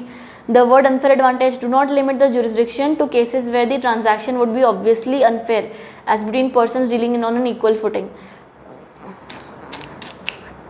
ये तुम्हें पता नहीं है ना। देखो अनफेयर एडवांटेज के अंदर हमने स्पेसिफिकली बोला कि ना एक इंसान अगर दूसरे इंसान को डोमिनेट करता है तो वो उसके तरफ से कुछ कॉन्ट्रैक्ट करवा सकता है। हमने ये यहाँ तक समझ में है। यहाँ पर हम देखो अलग नया चीज़ क्या पढ़ रहे हैं कि the word unfair advantage do not limit the jurisdiction to cases where the transaction would be obviously unfair as between persons dealing on an equal footing. मतलब क्या हुआ कि अगर मान लो दोनों बंदों में कोई भी बंदा कोई भी डोमिनेंट नहीं है, इक्वल हैं, दोनों इक्वल फुटिंग पर हैं, पर फिर भी मैं कोई भी तरीके से तुम्हें इन्फ्लुएंस करके तुमसे कोई कॉन्ट्रैक्ट करवा सकती हूँ ताकि मेरा कोई अनफेयर एडवांटेज हो जाए। ये भी तुम्हारे एक तरीके से अनड्यू इन्फ्लुएंस में आते हैं। डोमिनेट भी तो उसका एलिमेंट है ना। एक सेकंड, पर एक वो है, ये एक्सेप्शन टाइप का है हम अंदर किसी से। और को इन्फ्लुएंस कर रहे हैं कि हमारे साथ कॉन्ट्रैक्ट में आओ और हमारा ही डिसएडवांटेज हो। नहीं तुम्हारा नहीं होगा, बंदे दूसरे का ही होगा, दूसरे ही इंसान का होगा, पर हम किसी और के। अनफेयर एडवांटेज का मतलब क्या होता है? गलत तरीके से फ़ायदा, ठीक है। तो हमारा कोई गलत फ़ायदा है इसके अंदर, सामने वाला बंदा भले इक्वल फुटिंग पे है तुम्हारे साथ, पर उससे तुम अगर अपना कोई गलत फ़ायदा ले रहे हो तो वो अनफेयर उससे हम फायदा ले रहे हैं गलत वाला। हाँ। वो हमसे हाँ हाँ ठीक है। हाँ क्यों नहीं, तू बोल रही तो 4 बार ही समझा दूँगी, पढ़ बस तू। पहला पहला हमारा है डोमिनेंट पोजीशन, समझ में आ गया था। दूसरे में हमने बोला था कि देखो वैसे अनफेयर एडवांटेज, अनड्यू इन्फ्लुएंस के लिए डोमिनेंट पोजीशन ज़रूरी है, पर एक एक्सेप्शन है। अगर अनफेयर एडवांटेज हो रहा है ना तो वो अनफेयर एडवांटेज इक्वल लोगों के बीच में भी हो सकता है। इतना सा है मेन समरी जैसा, कि वैसे डोमिनेंट पोजीशन ज़रूरी है ताकि आप अनड्यू इन्फ्लुएंस प्रूव कर पाओ। अगर डोमिनेंट पोजीशन नहीं है पर एक बंदे ने दूसरे बंदे का गलत फ़ायदा उठाया है, तभी भी वो अनड्यू इन्फ्लुएंस किया जा सकता है, even if they are in equal footing. कुछ भी है, एक लड़की ने ऐसा बाल खोल के ऐसे लहरा फहरा के उसको इंड्यूस कर लिया और उसके वजह से गाड़ी खरीद ली, हो गया ना अनड्यू इन्फ्लुएंस। कोई भी बंदा किसी की पोजीशन में डोमिनेंट पे नहीं था। Getting the point? आपको एग्जांपल्स बहुत ज़्यादा भगवान जाने कहाँ से आ रहे हैं, मुझे भगवान की देन है वैसे। तो मेरे को जब ऐसा बंदा डेस्परेट हो जाता है ना समझाने के लिए, फिर आ जाते हैं कहीं से, तब यही तो कला है। फिर यही नहीं आया तो क्या आया। चलो, in other words Lord Kingston, the principle applies to every case where influence is acquired and abused where the confidence is reposed and betrayed. ठीक है, वो लॉर्ड बंदा थोड़ा सा बड़ा आदमी है तो कुछ बोल सकता है। उसने यही बोला कि ये चीज़ ऐसी चीज़ है जहाँ पर एक बंदे का फ़ायदा उठाया गया है, भले वो बंदा किसी भी पोजीशन पे हो, और उस बंदे का जिसका फ़ायदा उठाए, he might be reposed as such, क्या यार इससे क्या बोलूँ मैं, रिपोस्ट का मतलब आएगा। बिट्रेड तो तुम्हें समझ में आता है, उसको धोखा दिया। रिपोस्ट भी सिमिलर पैरेलल्स पे ही है यार, गूगल कर लो ये चीज़।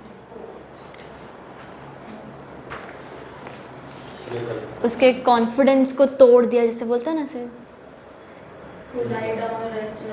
हाँ वही देखा, तोड़ दिया ऐसा। और भी कहाँ से अभी निकालूँ मैं रिपोस्ट, मैंने तुम्हारा, हाँ तुम्हारे, मैंने मुझ पर जो तुम्हारे पर भरोसा था ना, वो मैंने तुम्हें तोड़ दिया, उसको धोखा दे दिया। घुमा फिरा के समझ गए, शाबाश। Subsection 2 of section 16 provides that a person is deemed to be in a position to dominate the will of the other. हम मान लेंगे कि वो बंदा पोजीशन को अब्यूज़ कर रहा है, या मान लेंगे वो बंदा डोमिनेंट पोजीशन पे है। स्पेसिफिकली जब एक बंदा रियल और apparent authority over the other, एक बंदा दूसरे बंदे के ऊपर कोई भी तरीके की अथॉरिटी होल्ड करता है। अथॉरिटी इन द सेंस उसका बॉस है, उसका टीचर है, उसका कोई भी सर है, कोई कोच है, कुछ भी हो सकता है, ठीक है। तो इट कैन बी माइनर, उसका guardian, trustee beneficiary as such. पता है ट्रस्टी कुछ सुना है ना, क्या होता है ये सब? चल ट्रस्टी मतलब तुम हम ट्रस्ट कर सकते हैं। ए तो कोई बात नहीं, हाँ हाँ ट्रस्टी नहीं होता वो, ट्रस्टी ट्रस्ट करता है कि ये हमें संभाल सकता है। रहने दो, मत गैस मत करो, मैं असली वाला भूल जाऊंगी। देखो एक चीज़ है ना, ये बहुत सही चीज़ है, ये करते हैं लोग बहुत सारे। फॉर एग्जाम्पल, मेरी बात सुन पहले। Example I have ample of money, मेरे पास पागल अंधा पैसा है मेरे पास, ठीक है। अभी जो अंधा पैसा है इसको मैं अंधों के लिए ही यूज़ करना चाहती हूँ कि भला हो, ब्लाइंड का, बढ़िया। अब मैंने सोच लिया मैं खुद जाकर करूँ, मुझे नहीं आता ना ये सब। आई हैव मनी, अगर मैं लोगों की मदद करने लग गई तो मैं पैसे कैसे कमाऊँगी? फिर तो मैं मदद भी नहीं कर पाऊँगी ना, राइट। तो मैंने क्या किया ना, मैंने एक दिमाग लगाया। मैंने क्या किया, because I have so much of money I created an organisation, ठीक है। एक कंपनी, एक छोटा सा ऑर्गेनाइजेशन मैंने खोला। उस ऑर्गेनाइजेशन को बोला कि ये देख, मैं इस वक्त तुझे या तो मैं तुझे 10 करोड़ रुपए देती हूँ और मैं तुझे 10 साल बाद और 10 करोड़ दे दूँगी। मैं तुझे अभी 10 करोड़ दे रही हूँ, तो इस 10 करोड़ को यूज़ कर, इसको यूज़ कर, इन्वेस्ट कर, ठीक है, जो मर्जी कर, पर इन पैसों से यूज़ और इन्वेस्ट करने की वजह से जो भी होगा ना, इवेंचुअली भला होना चाहिए। किसका भला होना चाहिए? वही जिसी भी कम्युनिटी का, हाँ किसी कम्युनिटी का, जो भी मैंने कम्युनिटी बोली है उसका भला होना चाहिए। वॉट एवर आई वॉन्ट, मुझे गर्ल चाइल्ड एजुकेशन में डालना है, मुझे सैनिटेशन में डालना है, वॉट एवर, ठीक है। तो ये क्या हुआ, मैंने किसी को बोला है कि किसी का भला करो, ठीक है।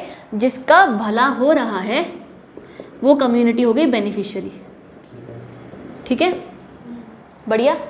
जो भला कर रहा है, जिसके पैसे हैं, वो तुम्हारा वो ट्रस्ट होल्डर, ऑर्गेनाइजेशन होगी ट्रस्टी। Very good. और ये हो गई ट्रस्टी, जी मैंने भी ये बोला जिस पर हम पूरा ट्रस्ट कर सकते बक।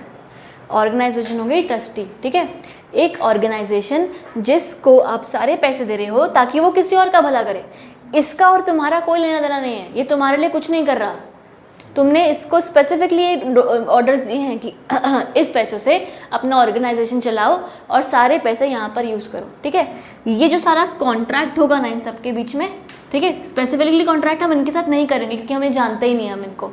कॉन्ट्रैक्ट यहाँ और यहाँ ही होगा, सॉरी, तो that this contract will be called a trust deed, ठीक है। अब एक चीज़ समझ के देखो, ये ऑर्गेनाइजेशन और ये बेनिफिशियरीज, ठीक है, मेरा बेनिफिशियरी के साथ तो कोई लेना देना नहीं है, डायरेक्टली तो नहीं है।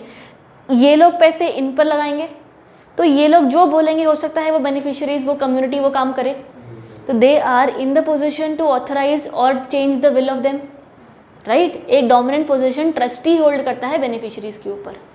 Getting the point? हाँ, जो उनकी ट्रस्टी होती है हमेशा ऑर्गेनाइजेशन ही होनी चाहिए। यूजुअली एक ऑर्गेनाइजेशन ही होता है क्योंकि बड़ा काम होता है ना, ऐसे ट्रस्ट। जब अगर मुझे 4 लोगों का भला करना है तो मैं अपने आप ही कर लूँगी। अगर मैं किसी को ट्रस्ट कर रही हूँ कि तुम पैसे करो और ये सब काम करो तो वो अलग चीज़ होती है। NGO खुलवा दिया बोल सकते हैं, ठीक है, बढ़िया। तो बस अब यहाँ पर ट्रस्टी हो गया। तो उन्होंने बोला कि स्पेसिफिकली कि एक बंदा अब अथॉरिटी होल्ड करता है over the other, minor guardian, trustee, beneficiary, solicitor, client. समझ में आ रहा है? There is however no presumption of undue influence in the relation of creditor and debtor. Creditor में हम अनड्यू इन्फ्लुएंस मानते नहीं हैं। हो सकता है हो जाए, मुझे आपके पैसे देने हैं, आप जो बोलोगे मैं करूँगी, हो सकता है हो, पर हम प्रिज्यूम नहीं कर रहे हैं इस चीज़ को। और उस प्रिजम्पशन एज सच लॉ के अंदर ना प्रिजम्पशन होता है, नहीं बोलते ऐसा कि अगर किसी लड़की के साथ कुछ गलत हुआ है तो वो लड़की पक्का विक्टिम है। आजकल तो कितनी चुड़ैलें आ गई हैं, फिर भी हम स्पेसिफिकली बोल देते ना कि नहीं नहीं उसने नहीं किया होगा। तो ये क्या है, ये प्रिजम्पशन है under the law. Wife husband के अंदर हम प्रिज्यूम करते हैं कि वाइफ ही विक्टिम है, हस्बैंड को उसको एलिमनी देनी पड़ेगी, भले वाइफ आई हो घर तोड़ने के लिए, क्या पता लगता है। तो ये सारी चीज़ें क्या है, प्रिजम्पशन। लॉ के अंदर एक केसेस का ये बनाया हुआ है कि that is a rule to presume कि इस बंदे ने सही किया हुआ है, ठीक है। तो इसलिए हमने बोला कि डेटर क्रेडिटर में हम प्रिज्यूम नहीं करेंगे, इन केसेस में हम प्रिज्यूम कर सकते हैं कि हाँ अनड्यू इन्फ्लुएंस होगा। अपनी मर्जी से बेफालतू में करती है डिवोर्स, हाँ हाँ तो फिर नहीं देनी पड़ती है, आपको प्रूव करना पड़ेगा। अगर आप प्रूव नहीं कर पाए ना कि आप इनोसेंट हो तो हम प्रिज्यूम कर लेंगे कि वो सही है, ये लॉ है, जैसे तैसे करके प्रूव कर लेंगे। आपको प्रूव करना अगर पड़ेगा। उसके पास पैसे ना होंगे किसके पास, बंदे के पास नहीं होंगे पैसे तो भी वो डिवोर्स भी करेगी, हैं, डिवोर्स भी करेगी, उसका इंटेंशन भी तो वो पति भी तो नालायक हो सकता है। ये कह रही पति के पास पैसे नहीं है, हाँ उसका इंटेंशन था कि आऊंगी फिर डिवोर्स करके पैसे नहीं है, पर मान ले वो जैसे क्या कहते हैं उसको, मतलब मारता वगैरह है जो भी, तो उसके भी फिर चुड़ैल रोएगा, फिर वो तो अलग चीज़ हो गई ना, फिर वो अलग चीज़ हो गई। वो हम प्रिज्यूम कर रहे हैं कि हाँ लड़के ने ऐसा किया है तो वो तो कंपेंसेशन भरवाएगी, कोर्ट जेल में डालेगी, कंपेंसेशन भरवाएगी, बिकवाएगी उसका घर, जो मर्जी करना पड़े। ये जेन्युइन है। ये जेन्युइन हो जाएगा, ये भी जेन्युइन है, केस भी जेन्युइन है। उसके अलावा आपने लैंडलॉर्ड टेनेंट बोला कि आप किसी के घर रह रहे हो, वो लैंडलॉर्ड आपका। In these cases, the party has to prove that the undue influence has been exercised on him, there being no presumption of as to existence of undue influence. कुछ केसेस में एग्जिस्ट करता है, बाकी के कुछ cases में आपको prove करना पड़ेगा, ठीक है। बाकी undue influence हमको समझ में आ गया। So where he makes a contract with a person who mental capacity in temporarily उसकी permanently affected है by reason of age, illness, mental, तो ये सब जगह पर आपका undue influence एग्जिस्ट करेगा।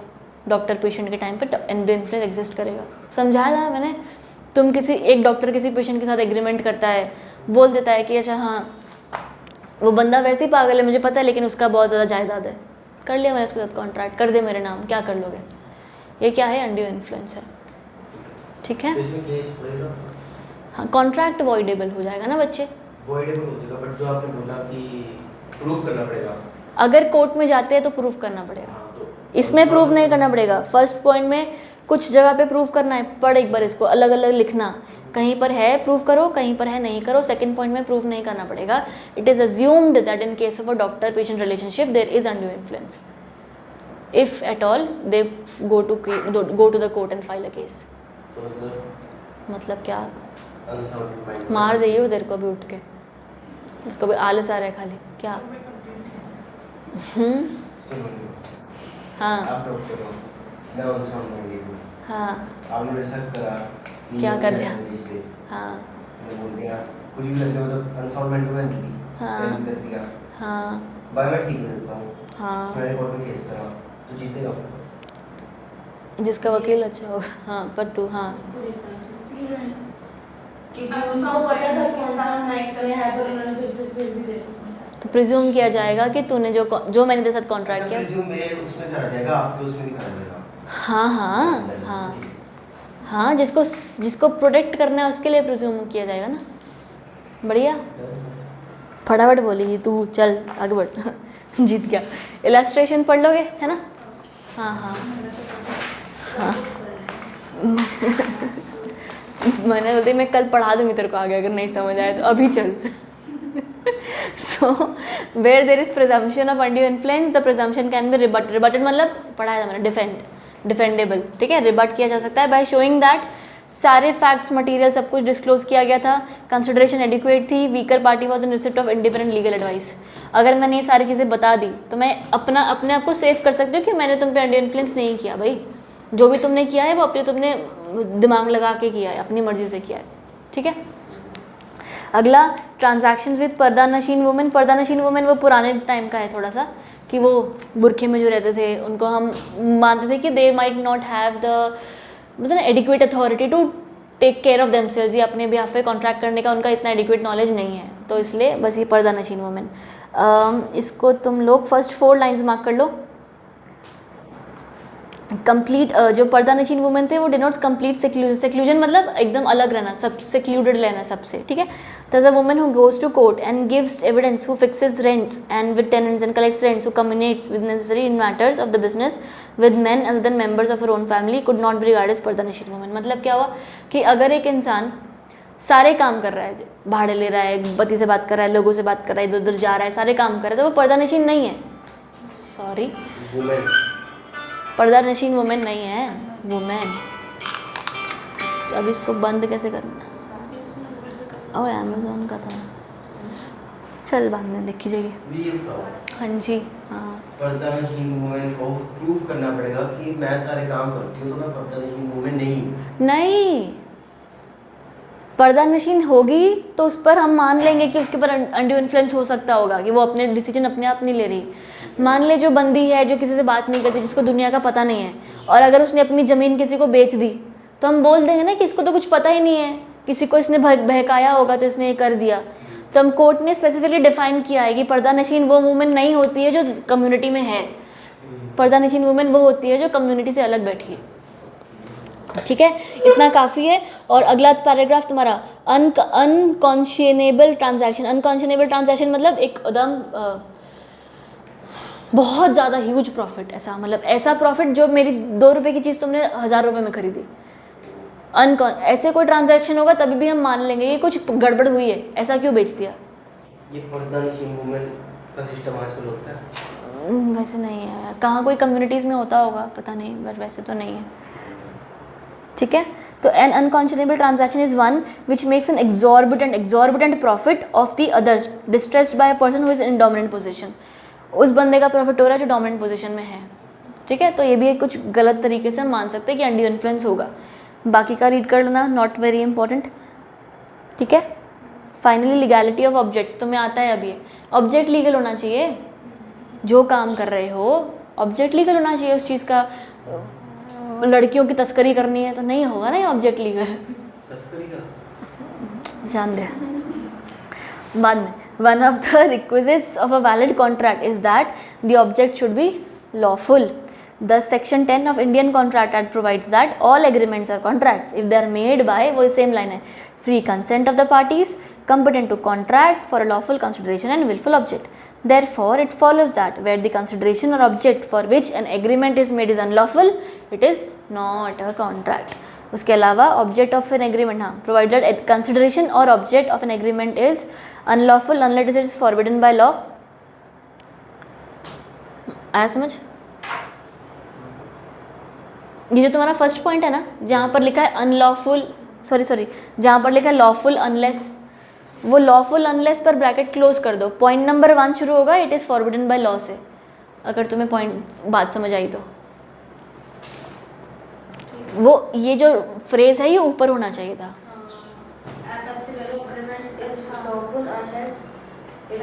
फॉरबिडन बाय लॉ ऐसा है, फर्स्ट पॉइंट तुम्हारा it is forbidden by law है। इसका मतलब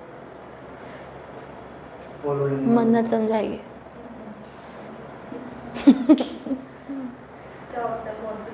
फॉरबिड मतलब वो मेरे से पूछे मैं फॉरबिड मतलब अरे यार तुम ऐसे वो थोड़ा इंग्लिश मूवियाँ देखो। फॉरबिड वो स्नो किसने खाया था, वो सेब खाया था अरे नहीं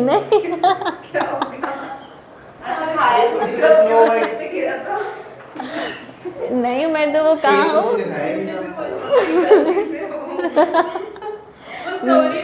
हाँ वो जो जहरीला सेब था उसने खा लिया था, फॉरबिडन फ्रूट था वो, क्या था वो सेब, जहरीला बाय लॉ नहीं। फॉरबिड मतलब कोई चीज़ की मनाही, जो तुझे फॉरबिड है, तुझे तेरी गाड़ी स्कूटी फॉरबिडन है, नहीं मिलेगा। फॉरबिडन बाय लॉ, लॉ ने मना। हाँ तो कोई चीज़ फॉरबिडन बाय लॉ वो होती है जो लॉ ने मना की है नहीं करनी। तो लॉफुल ऑब्जेक्ट जो होगा वो तुम्हारा लॉफुल होगा अनलेस फॉरबिड बाय लॉ है। बढ़िया। अगला, it is of such nature that if permitted it would defeat the provision of law. अगर ये परमिट कर दिया गया तो इसके वजह से लॉ टूट जाएगा। बढ़िया। अगला सेम लिखा है, फ्रॉडलेंट है, इन्वॉल्व और implies injury to the personal property of the another, ये कर दिया तो किसी और को कोई नुकसान या कोई इंजरी कुछ हो जाएगी। और the court regards as immoral और अपोज टू पब्लिक पॉलिसी। तो कोई भी लॉ अनलॉफुल या फ्रॉडलेंट या लीगैलिटी ऑफ ऑब्जेक्ट गलत तब हो जाती है जब ये सारी चीज़ें होती हैं उसके अंदर। सारी भी नहीं चाहिए, इसमें से कोई एक भी होगी तो वो अनलॉफुल ऑब्जेक्ट माना जाएगा।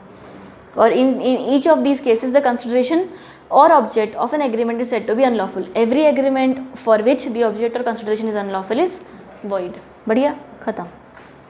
पर्दा नशीन रीड करके आओगे, सिर्फ उसमें जो फर्स्ट 4 लाइन से सिर्फ उतना ही रीड करना और सेकंड पैराग्राफ रीड करना है, नथिंग मोर और लेस। बाकी तुम्हारा जो पीछे का हमने एक पैराग्राफ के एग्जाम्पल्स छोड़े थे अभी पढ़ते टाइम पे, तो वो प्लीज़ पढ़ के आना। यहाँ तक तुम्हें अच्छे से आना चाहिए कल, ठीक है। सो वीक चैप्टर बड़ा है, हाँ चैप्टर बड़ा है। कंपनी लोगों से अच्छा है। तुम्हें ना मैं सोच रही हूँ कि agreements and instrument of wagering, I think कि मैं 2 पेज और जो आगे करवाऊँगी उसके बाद I am going to take a test of this chapter, ठीक है। अब थोड़ा सा सीरियस होते हैं। You have all your results here, everybody is doing a CS executive, तो कोई अब नहीं तुम अच्छे इसको तो अब हम फिर थोड़ा सा और सीरियस हो जाओ। नाउ लेट्स स्टार्ट, ठीक है। I am going to purchase all of those अच्छे वो एग्ज़ाम वाले जो टेस्ट सीरीज़ और ये वो, सो दैट तुम्हारे प्रॉपर टेस्ट हो सकें, ठीक है। बढ़िया, इसको बंद करते हैं।